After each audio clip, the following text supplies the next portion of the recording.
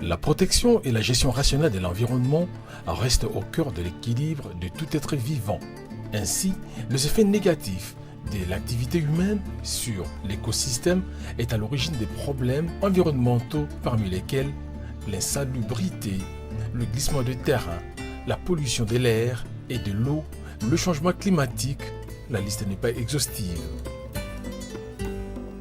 Pour protéger notre cadre de vie par la sensibilisation et des actions visant à faire face à ces phénomènes, l'Organisation pour la gestion de l'environnement au Congo, OGEC en sigle, une organisation non gouvernementale a vu le jour le 3 juillet 2001, et cela à l'initiative de M. Francis Ousseni Mwadi Bandou, un originaire de la République démocratique du Congo.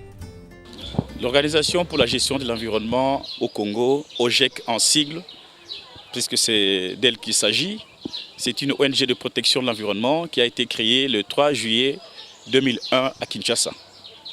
C'est une ONG de protection de l'environnement et par rapport à la vision que nous avons assignée ou que nous avons déjà à l'origine, à la création donc de cette structure, c'était parce qu'après avoir observé autour de nous tout ce qu'il y a comme problème d'environnement, notamment parfois l'insalubrité, parfois des érosions, des inondations et toutes sortes de problèmes d'environnement que dans différents milieux on peut connaître, on s'est dit on ne pouvait pas quand même rester inactif, il fallait faire quelque chose.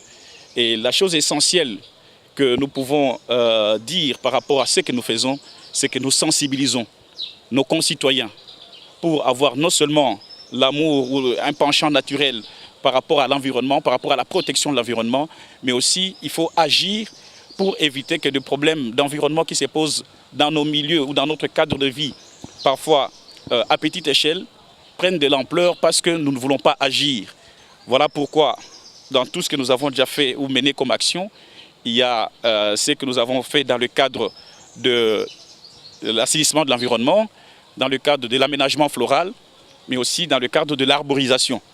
Voilà pourquoi nous nous réjouissons qu'aujourd'hui vous puissiez nous trouver ici à l'INSS où depuis quelques années nous faisons non seulement l'assainissement du milieu mais aussi nous essayons d'entretenir une pépinière pour des projets de reboisement et d'arborisation pour différents milieux et particulièrement pour les grandes villes dans notre pays. Ayant en son sein des agronomes, arboriculteurs et horticulteurs qualifiés, la structure met en valeur plusieurs essences d'arbres. Nous en avons plusieurs, mais si nous pouvons en citer quelques-unes, nous avons l'agatis, nous avons les lagestromia, nous avons l'arbre de martyr, nous avons des palmiers dorés. Donc, bref, nous avons plusieurs essences. Nous avons aussi le podocarpus. Nous sommes en train d'étudier aussi la possibilité de faire pousser le gravilea, qui est une essence beaucoup plus développée à l'est du pays. Donc, c'est pour nous aussi un endroit d'expérimentation écologique. Donc ces arbres sont pour la protection de l'environnement? Bien sûr, comme je le disais tout à l'heure, donc l'importance de l'arbre n'est plus à démontrer. Aujourd'hui, quand on parle de réchauffement de la planète, changement climatique, c'est lié essentiellement à la préservation de l'environnement, mais basée sur les ressources forestières. Et quand on parle ressources forestières, l'élément de base, c'est l'arbre. Donc voilà pourquoi nous, depuis 2008-2009, nous avons pris l'option de commencer à monter, à créer ici une pépinière pour répondre aux besoins justement d'arborisation qui se posent dans la plupart de nos villes et en général dans notre pays. Par l'application d'une approche pragmatique axée sur la recherche de solutions aux problèmes réels, l'OGEC s'investit aujourd'hui dans un vaste programme d'arborisation des artères en pleine reconstruction dans le pays en général et la ville de Kinshasa en particulier. Objectif: soutenir les efforts du gouvernement engagé dans la modernisation des infrastructures et lutter contre le changement climatique. Par rapport à Kinshasa, vous êtes sans ignorer que la ville de Kinshasa est en train de connaître un très grand développement des infrastructures et on ne peut pas parler aménagement des routes, élargissement des routes sans parler de l'arborisation. Donc l'ambition pour la ville de Kinshasa, c'est d'accompagner le gouvernement dans le programme d'arborisation de la plupart de nos artères qui sont aujourd'hui en train d'être modernisées. Pour ce faire, elle déploie ses pépinières non seulement à Kinshasa, mais également dans certaines provinces de la République démocratique du Congo.